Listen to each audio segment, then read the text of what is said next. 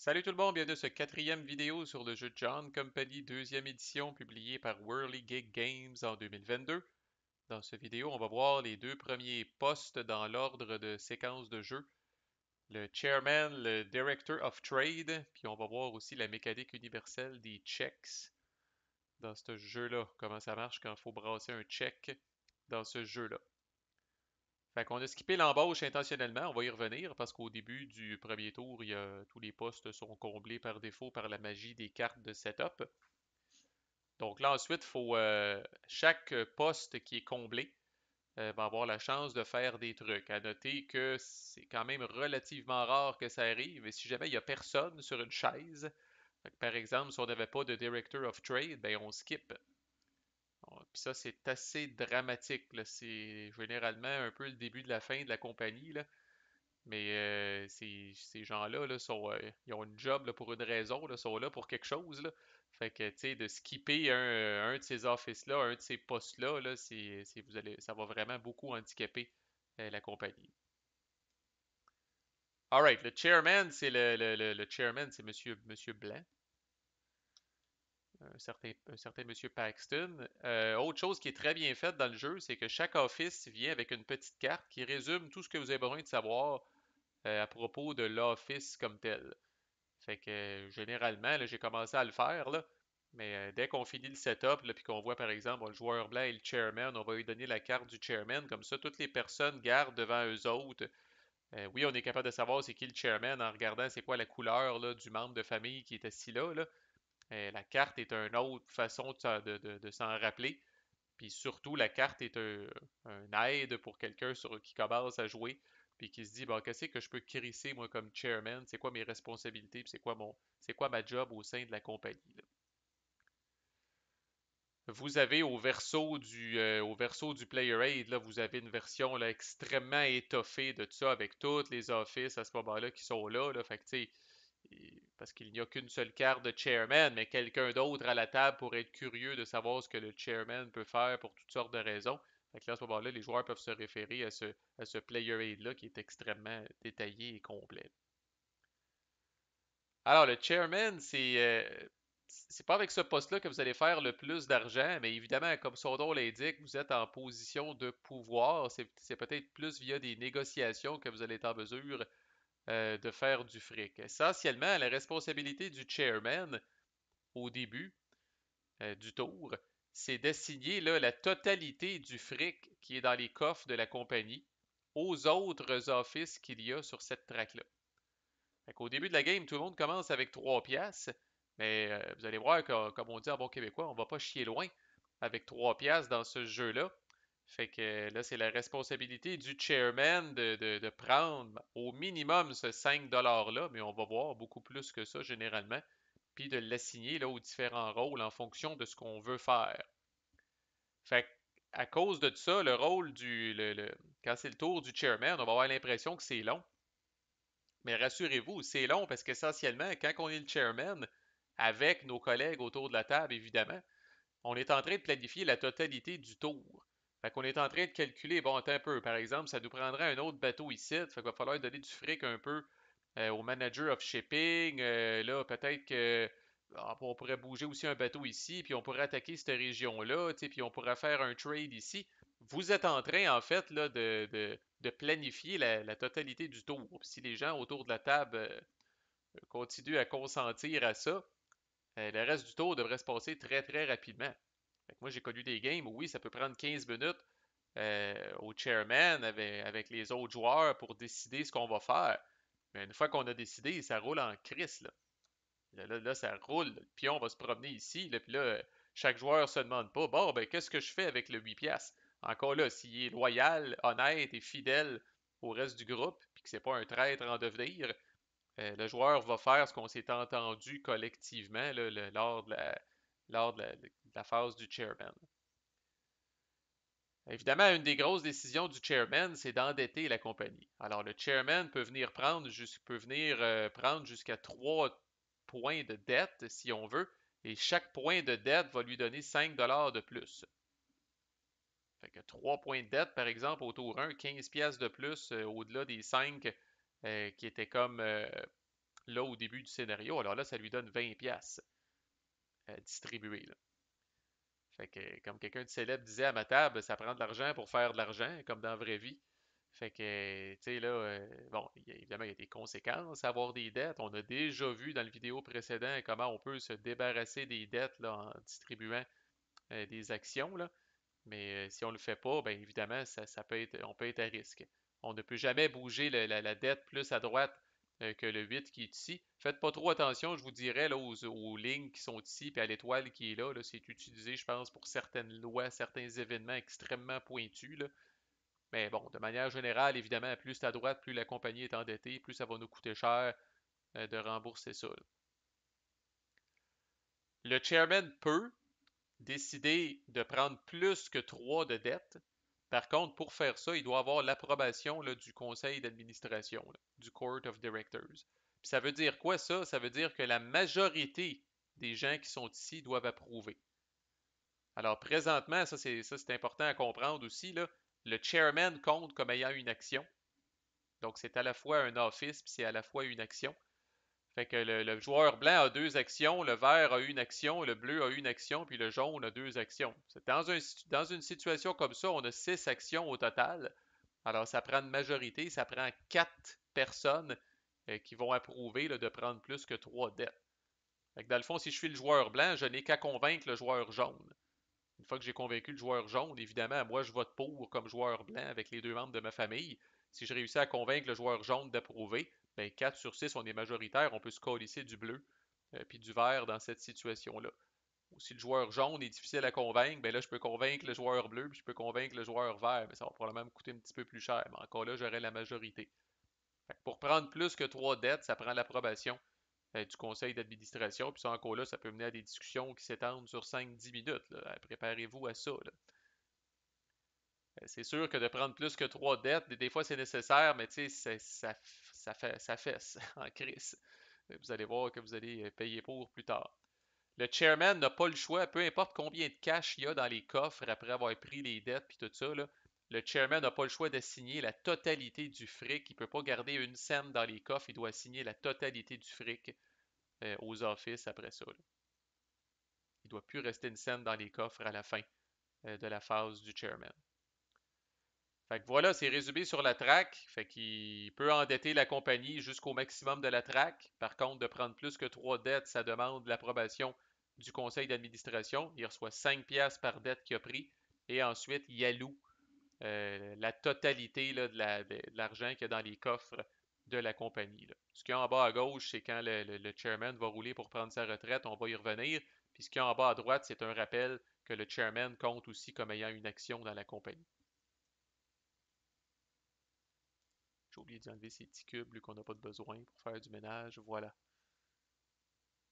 Bon, quand le chairman a fini, on passe au directeur du commerce, là, au Director of Trade, qui dans notre cas est personnifié par le joueur vert. Le Director of Trade peut faire 2 choses relativement importantes. Puis c'est en parlant de lui que je vais être obligé de vous parler des checks immédiatement. D'abord, il peut faire autant d'actions qu'on appelle d'envoyé spécial qu'il veut. Alors, le but d'une action d'envoyé spécial, c'est de venir ouvrir un ordre qui est présentement fermé. D'envoyer quelqu'un, là, par exemple, à Hyderabad, dans ce cas-là, là, pour convaincre les gens de la région que c'est bon de faire affaire à la compagnie puis d'être capable d'enlever ce méchant marqueur-là ici. Pour être capable de faire ça, le Director of Trade doit dépenser de l'argent. Alors là, c'est là qu'on arrive à comment est-ce qu'on dépense l'argent. Et le Director of Trade cible d'abord un ordre qui est fermé. Dit j'envoie quelqu'un là-bas pour essayer d'ouvrir l'ordre. Et ensuite va dépenser autant de fric qu'il veut. Pas de l'argent personnel, donc pas de l'argent du joueur vert. Là, ça devient très important de ne pas mélanger votre richesse personnelle, familiale, avec l'argent qui vous a été assigné dans les coffres de la compagnie. Alors, si le chairman avait dit, ah, toi, Director of Trade, vraiment confiance dans ce que tu vas faire, je te donne 3 piastres de plus, bien là, le Director of Trade a 6 piastres à dépenser. Il n'est pas obligé de tout le dépenser. Généralement, les gens vont en profiter pendant qu'ils sont en poste et qu'ils sont dans une position de décision pour dépenser la majorité du fric qui leur a été assigné. Alors, comment fonctionnent les checks dans ce jeu-là? Quand vous faites un check, vous allez lancer autant de dés que vous avez réussi à vous payer. Fait que c'est pas rare, là, vous allez voir là, cette mécanique-là, là, une pièce, un dé, là, vous allez voir que c'est standard et c'est présent pour beaucoup de postes, là. Fait que vous allez lancer autant de dés que vous avez payé pour. Des fois, il peut y avoir des pénalités, puis tout ça, on va y revenir. Dans le cas de l'envoyé spécial, c'est une bonne action à expliquer en partant parce qu'il ne peut pas y avoir de pénalité. Fait que si je dis je veux enlever je veux ouvrir cet ordre-là, j'ai pas de pénalité. Fait que je pourrais dire, par exemple, je dépense 3 piastres puis je m'essaye. Fait qu'à ce moment-là, je vais lancer 3 dés. Fait que je lance 3 dés. Et dans le fond, je vais garder uniquement le dé qui a la plus basse valeur dans toutes les dés que j'ai brassés. Et c'est ça qui va indiquer si le check est un succès ou non. Et dans ce jeu-là, avis aux gens qui sont malchanceux, vous devez brasser le plus bas possible. Toujours. Ben, peut-être pas toujours, toujours, toujours. Ben, en tout cas, dans les checks importants, là, c'est toujours de brasser le plus bas possible.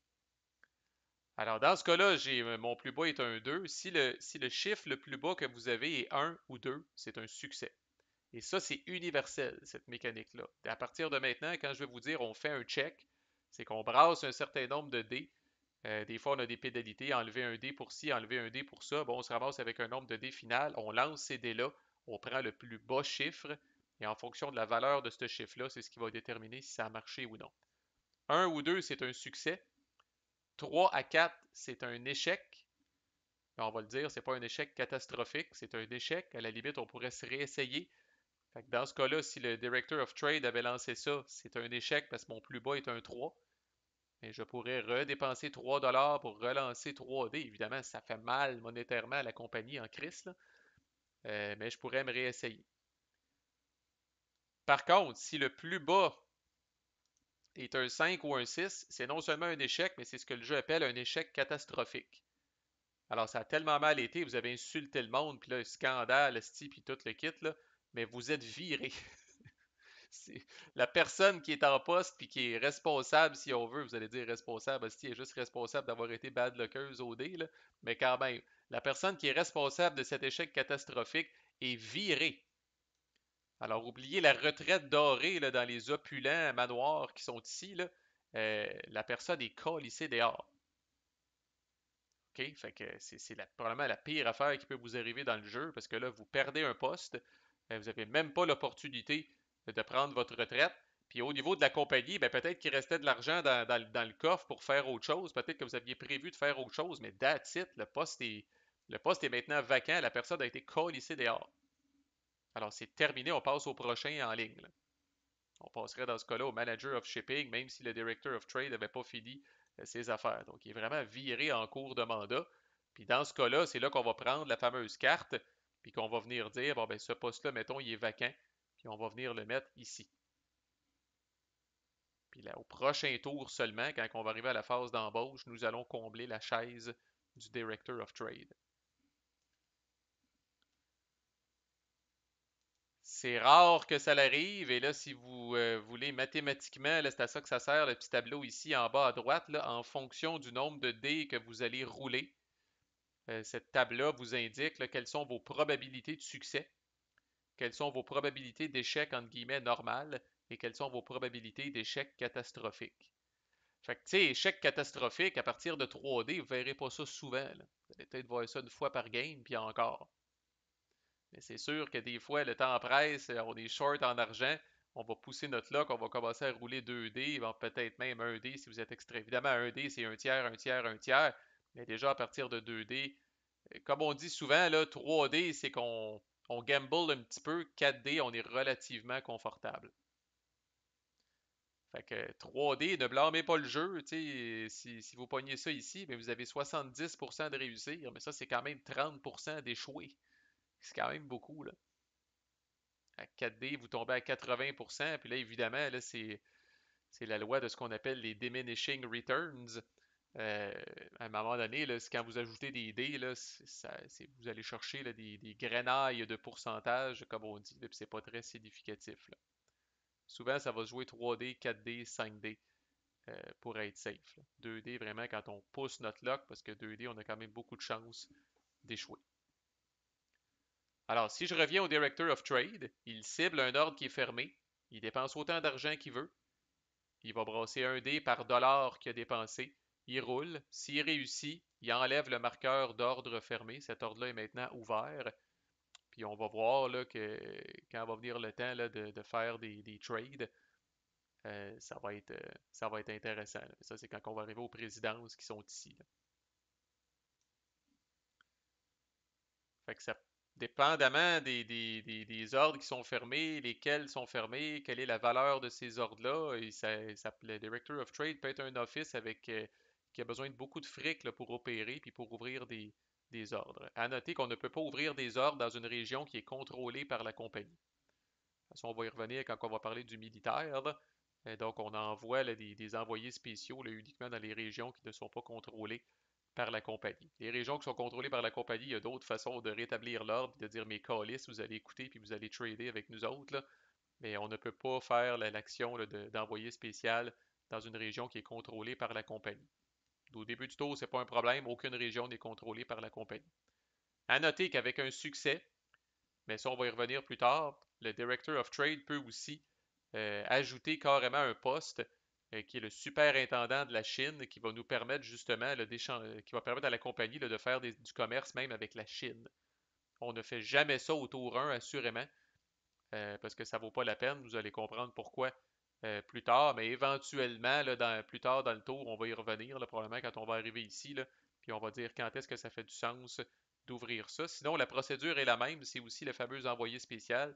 Une pièce par dé que vous voulez lancer, vous lancez ces dés-là. Si ça marche, vous ouvrez le commerce avec la Chine. Puis si ça échoue, ben, vous pouvez vous réessayer ou ça ira une prochaine fois, là. À noter que se réessayer, ça a l'air assez clément, là, mais l'argent que vous dépensez, vous ne le récupérez pas. Puis habituellement, comme je vous disais, quand on est le chairman au début puis qu'on jase avec nos collègues, juste remettre quelqu'un sur la chaise du Director of Trade, quand on est chairman au début de la game puis qu'on jase avec nos collègues, ben, généralement, là, on ne se donne pas trop d'argent de lousse, là. On va souvent assumer que tous les jets vont réussir. On va dire, ah ben, tu lanceras 3D pour ça, puis 4D pour ça, parce que ça, c'est plus critique. Ta, ta, ta, ta, ta, ta. Fait que, tu sais, là, c'est rare là, qu'on va dire, ah, tiens, Director of Trade, je te donne 20$ au cas où que ça aille mal avec tes dés. Chris, vous n'aurez pas cet argent-là à dépenser, là. Fait que oui, on peut réessayer quand on échoue, sauf que, en pratique, c'est plus compliqué que ça, là. Après que le Director of Trade a fait toutes ses affaires d'envoyé spécial, il peut faire deux déplacements de bateau ou de scribe. Fait que le Director of Trade pourrait prendre ce scribe-là, l'amener ici, par exemple. Il pourrait prendre ce bateau-là puis l'amener ici. Il pourrait prendre ce bateau-là puis l'amener ici. Donc, il a droit à deux déplacements au total. Au total, bateau et ou scribe. On va comprendre pourquoi, c'est quoi le but d'avoir des bateaux dans un season, c'est quoi le but d'avoir des scribes dans certaines présidences. Mais important à noter que c'est le Director of Trade qui peut faire ça. Fait que si je suis le joueur bleu puis que j'aimerais vraiment, là, je vois qu'il va se passer quelque chose dans la présidence de Madras puis je vais être là pour avoir une part du gâteau, ben c'est le Director of Trade que je dois licher pour ça, pour qu'il m'amène ici. OK? Fait que voilà, c'est tout pour le Director of Trade. À noter que, bon, si je reviens au chairman, l'argent était signé au début du tour. OK? Fait que, puis il était signé en totalité. Fait une fois que c'est parti, là, puis une fois qu'on commence à résoudre les différents offices, mon point, c'est que si le Director of Trade fail un check qui est important, ben, il est trop tard, là. On ne peut plus retourner dans les coffres de la compagnie, on ne peut plus prendre une dette de plus. Tout ça, c'est fait au début du tour. Puis le fric était signé aux gens, puis après ça, on roule avec ça, là. OK? Fait que ce que Cole explique, c'est que, bon, surtout au début, quand on est comme chairman, là, généralement, on va dire, bon, attends un peu, on a besoin de combien de fric, là? Trois pour toi. Puis souvent, on va prendre les jetons d'argent dans le jeu physique, on va venir les mettre ici, là. On les mettra pas ici tout de suite.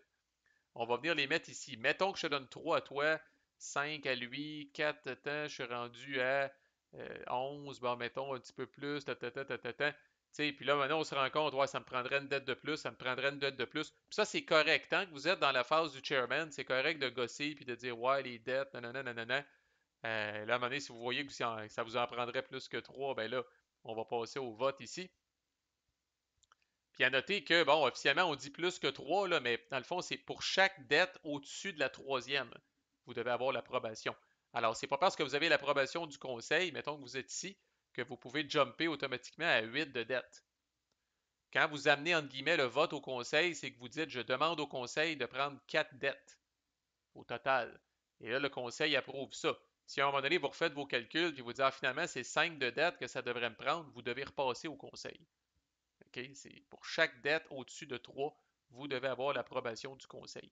Il y a quelques mécaniques comme ça dans le jeu pour éviter qu'un joueur trop facilement, sinon on pourrait arriver avec un chairman corrompu qui veut que la compagnie fasse faillite. Puis, le chairman prend 8 de dette, puis après ça, il crisse tout l'argent à la même place, puis bonsoir la visite, vous ne serez pas capable de rien faire. Le jeu a quelques mécanismes comme ça pour garder les gens honnêtes.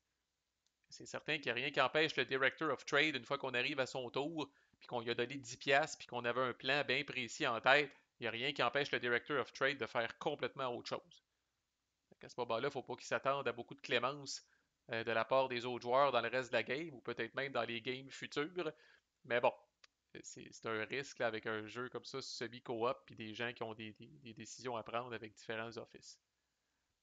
Ah, j'ai déjà hâte de poursuivre, fait que on va voir, manquez pas le prochain vidéo où on continue d'avancer avec le manager of shipping, probablement, puis notre copain ici des affaires militaires. À plus!